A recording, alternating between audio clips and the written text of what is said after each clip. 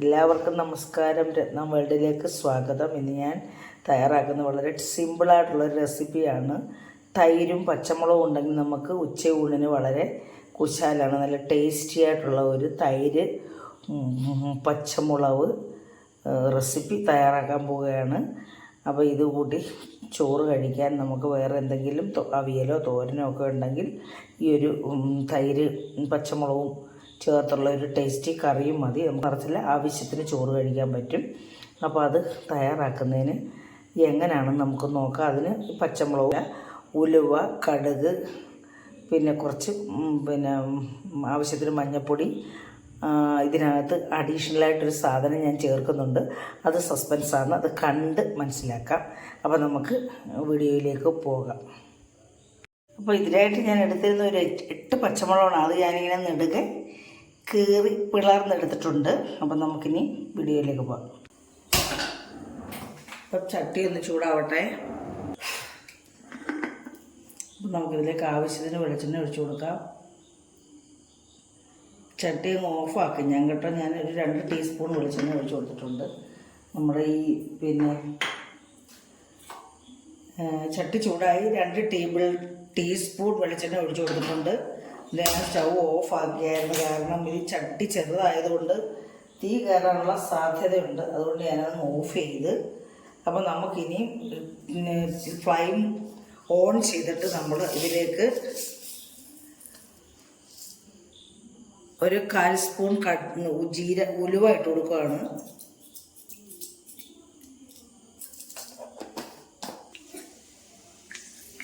ഉലുവ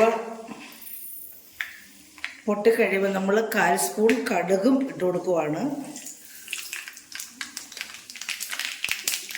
കടുകും പൊട്ടിക്കഴിയുമ്പോൾ നമ്മൾ 2 കറിവേപ്പില ഇട്ട് കൊടുക്കുകയാണ്.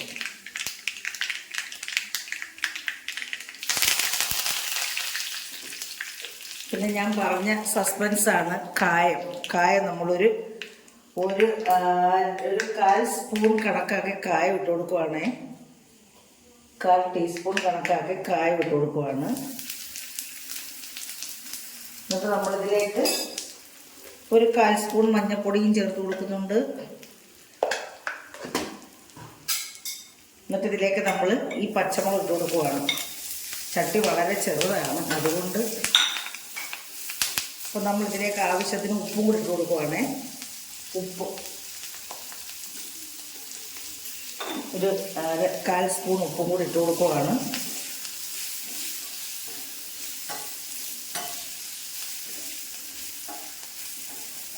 ചട്ടി ചെറുതാണ്, ഇടുങ്ങിയ ചട്ടി ആയതുകൊണ്ട് നമുക്ക് ഇളക്കാൻ പാടില്ല. നമ്മുടെ സൗകര്യത്തിനാണ് ഇതിങ്ങനെ പിടിച്ച് ചെയ്യാമല്ലോ. പിടിച്ച് നമുക്ക് ഒഴിക്കാൻ വേണ്ടിയുള്ള സൗകര്യത്തിനാണ് ഞാനിങ്ങനെ ഈ ചട്ടി എടുത്തത് കേട്ടോ. എളുപ്പം നമുക്ക് ഒഴിച്ച് എടുക്കുകയും ചെയ്യാമല്ലോ. അപ്പം നമ്മുടെ പച്ചമുളക് മൂത്തിട്ടുണ്ട്. ഉണ്ടല്ലേ, നല്ല മണവും സ്മെല്ലും ഒക്കെ വരുന്നുണ്ട്. നമ്മൾ ആവശ്യത്തിന് ഉപ്പിട്ട് കൊടുത്തിട്ടുണ്ട്, അത് മതി. 1/4 സ്പൂൺ ഉപ്പ്, കാരണം 1 കപ്പ് തൈരേ ഉള്ളൂ. അപ്പോൾ അതനുസരിച്ച് നമുക്ക് മതി.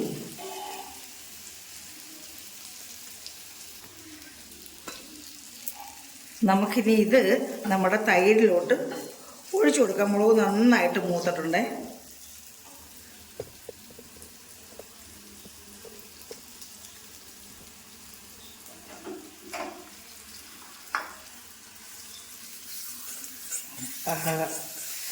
നല്ല മണവും വരുന്നുണ്ട്. ഉണ്ടല്ലേ, നല്ല ടേസ്റ്റി ആയിട്ടുള്ള ഇത്.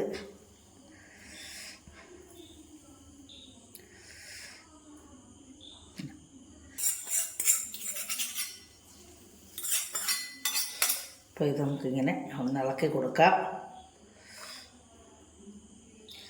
ഇതിൻ്റെ ഉപ്പ് നോക്കട്ടെ ഞാൻ.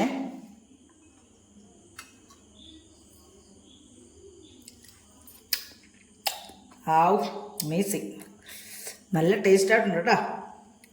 ആവശ്യത്തിന് ഉപ്പൊക്കെ ചേർത്തിട്ടുണ്ടെങ്കിൽ മുടച്ച തൈരായിരുന്നു കേട്ടോ.